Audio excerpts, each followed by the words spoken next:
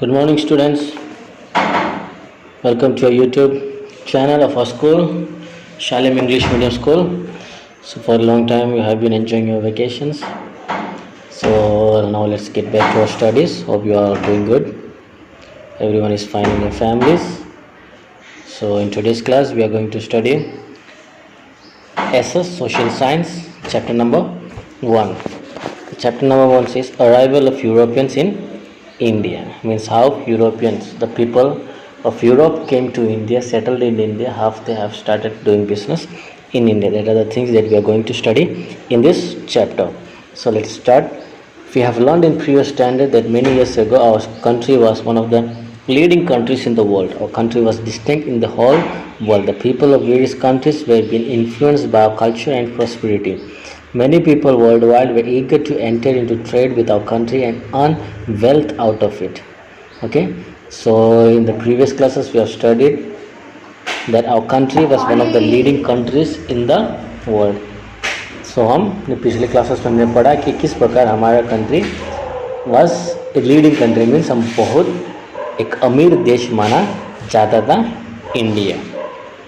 तो किस प्रकार उस चीज़ों को आकर्षित यूरोपियन कंट्रीज के लोगों ने किस प्रकार उसकी ओर आकर्षित हुआ और हमारे देश में वो लोग आने लगे. Earlier the merchants from the various countries came to India from north west by land route for the purpose of trading. For years the Arab traders undertook trade through land route, but as the situation changed, trade through land route stopped. Consequently, the demand for Indian commodities like silk, cotton cloth, muslin, black pepper, species, etc. increased in the European countries. To take the advantage of the situation, many countries of Europe started searching for a sea route to India. हमने पहले पढ़ा था किस प्रकार north west से लोग क्या करने लगे, इंडिया में व्यापार करने के लिए आए थे, और सबसे ज़्यादा व्यापार का जो कंट्रोल था सब कुछ अरब के रहने वाले लोगों के हाथ में था. और सिचुएशन चेंज होने के कारण जो वो लोग क्या करते थे, ज़मीन रास्ते से होके इंडिया आते थे. तो कुछ सालों के बाद उस रास्ते को बंद करवा दिया गया. उसके कारण जो हमारे यहाँ का जो चीज़ें थे जैसे कि silk, cotton clothes, muslin, black pepper, मसाले, ये सब चीज़ यूरोपियन कंट्रीज़ में उसका डिमांड बहुत ज़्यादा होता था और ये लोग क्या नहीं कर पाते थे, उन चीज़ों के बिना वो गुजारा नहीं कर सकते थे. तो इसलिए उन्होंने क्या किया, एक नया रास्ता, इंडिया आने का एक नया रास्ता जो समुद्र से होकर आता है ढूंढने के लिए निकल पड़े.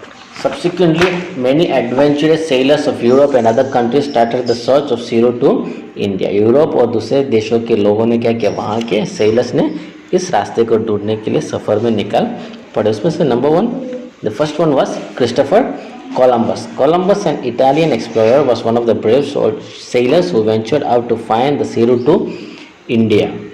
He thought that one can go to the east via west also. Why did he believe so? Think about it. Columbus started his journey to India and accidentally reached America. As long as he lived, he was under the misconception that he had discovered the sea route to India. Hence, even today, the natives of America are called Red Indians, and the island group in the Caribbean is known as West Indies. So, सबसे पहले Italy का एक seller जो नाविक निकला उसका नाम था क्रिस्टोफर कोलंबस.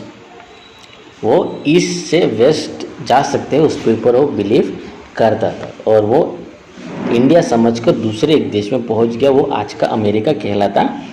जब तक वो जिंदा था उसने यही सोचा, उसने क्या किया है, इंडिया का रास्ता उसने ढूंढ लिया है. लेकिन इंडिया का रास्ता उसने नहीं ढूंढा था, उसने किसका रास्ता ढूंढा था, उसने अमेरिका का रास्ता अमेरिका को उसने ढूंढा था. इसके कारण अमेरिका में रहने वाले कुछ लोगों को आज भी रेड इंडियंस के नाम से जाना जाता है और जो वेस्ट इंडीज कैरेबियन जो आइलैंड है उसको वेस्ट इंडीज़ के नाम से हम जानते हैं. Next one was Vasco da Gama. Vasco da Gama, native of Portugal, discovered the sea route to India.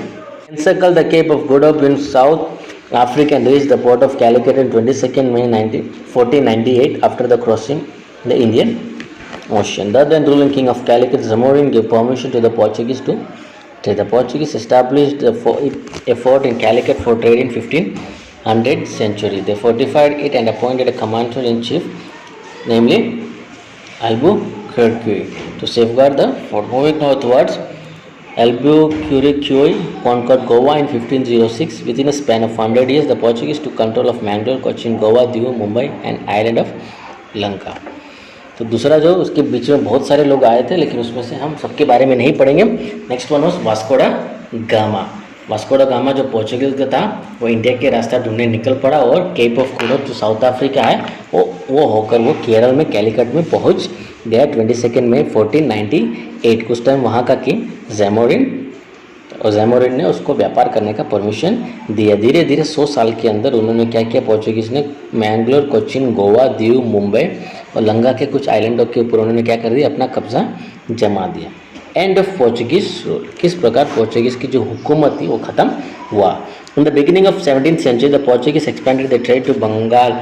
At this time, the Mughal Emperor Shah Jahan ruled India from Delhi. The Subedar of Bengal complained to Shah Jahan about the behavior of the Portuguese. Thus, the fort of Hooghly was demolished. The ships were burned as per the order of the emperor. In this way, the Portuguese rule came to end with the exception of territories of Diu, Daman and 17th century में Portuguese धीरे बंगाल पहुंच गए। वहाँ पर उन्होंने अपना किला बनवा दिया। ठीक है, तब वहाँ का राजा था शाहजहां। शाहजहां का जो सूबेदार था, सूबेदार ने शाहजहां से कंप्लेन किया कि पोर्चुगीज़ लोग ऐसा ऐसा तो शाहजहां ने ऑर्डर दिया कि उनके फोर्ट को भी डिस्ट्रॉय कर दो एंड उनके सारे जहाज़ों को भी जला दो। तो इस तरीके से पोर्चुगीज़ का रोल ख़त्म हो गया। केवल दीव, दमन और गोवा में ही उनका हुकूमत चलता था। उसके अलावा बाकी सारे जो सिटीज़ पर, स्टेट्स पर उनका जो कब्जा था वो ख़त्म। Next, the people that came were Dutch. After hundreds of years of the arrival of the Portuguese at the end of 16th century, the Dutch of Holland came to India for trading. Initially, they established ports in Pulicat and Madras. They also established a trading center at Agra in year 1663. Meanwhile, the British also arrived in India and Dutch could not withstand the competition against the British. 100 साल के बाद Portuguese आए, उसके 100 साल के बाद Dutch के लोग आए, उन्होंने भी व्यापार शुरू किया। पुलिकट एंड मद्रास उन्होंने अपना किला बना दिया और 1663 में उन्होंने आगरा में भी अपना trading centre start.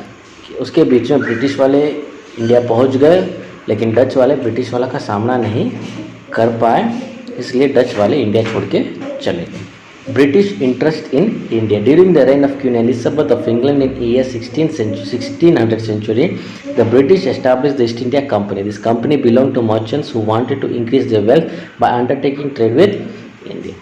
Queen Elizabeth रानी के टाइम पर 1600 सेंचुरी में ब्रिटिश ने एक ईस्ट इंडिया कंपनी इस्टेब्लिश की। वो कंपनी व्यापार करने वाले लोगों का एक कंपनी था जो इंडिया के साथ ट्रेड करना चाहते थे। The first British ship arrived in India the port of Surat in year 1608. Captain W. Hawkins, the captain of the ship, was the first British to set foot in India. He met Jahangir but did not get his permission to trade. Thereafter, Sir Thomas Roy arrived in India, who acquired the permission to establish trading center in Surat. Later, Delhi went into the hands of Shah Jahan. Shah Jahan gave permission to the British to carry out trade in Bengal. तो पहला जो जहाज British वालों का था 1608 सूरत में land हुआ था, उसका कैप्टन था W. हॉकिंस। लेकिन वहाँ का जो राजा था जहांगीर, उन्होंने ब्रिटिश वालों को परमिशन नहीं दिया और उनको वापस जाना पड़ा। उसके बाद वापस वो लोग आए, उस टाइम पर थॉमस रॉय उनका कैप्टन, और वहाँ पर सूरत में शाहजहां का रोल था। तो शाहजहां ने क्या किया, उनको वहाँ पर व्यापार करने का परमिशन दिया। धीरे शाहजहां ने बंगाल में भी उनको व्यापार करने का परमिशन दिया। Next, after British the French people came to India and the company is known as French East India Company. They came to India in 1664 century. They established factories in Surat, Machilipatnam and Pondicherry. The head of the French company was Joseph Francois Duplex, who had the desire to expand the European rule in India. The French and the British stood in competition against each other to become the strongest European company. There were innumerable disputes and battles, and finally the British emerged as the winners. However, the French retained the control over the trading centers of Puducherry, Mahi and Chandra. तो French वाले आए और उनका company का नाम भी French East India company था, और उन्होंने 1664 सेंचुरी में इंडिया में लैंड किया था। उन्होंने अपना factory Surat, Machilipatnam and Pondicherry में इस्टेब्लिश किया, और उनका फ्रेंच कंपनी का जो हेड था उसका नाम था जोसेफ। ओके, और अपना हुकूमत पूरे इंडिया में जमाना चाहता था। लेकिन ब्रिटिश और फ्रेंच वालों के बीच में हमेशा कंपटीशन होता रहता था कि कौन सा कंट्री सबसे ज़्यादा स्ट्रांग है, और उनके बीच में काफ़ी सारे युद्ध भी हुए थे। और फ्रेंच वालों के पास आखिरी में माही, चंद्रनगर और पौंडीचेरी का कंट्रोल उनके हाथ में आगे British trade in Bengal. The British first started the trade on the banks of river Hooghly and established forts in the year 1651 century. The forts were garnished for the protection of the factory and got permission from Mughal Emperor Aurangzeb to trade without paying taxes against an annual. उन्होंने British वालों ने अपना पहला व्यापार का जो मार्ग डाला था वो हुगली नदी के किनारे, वहाँ पर उन्होंने किला बनाकर शुरुआत किया था, जो 1651 सेंचुरी में उन्होंने बनवाया.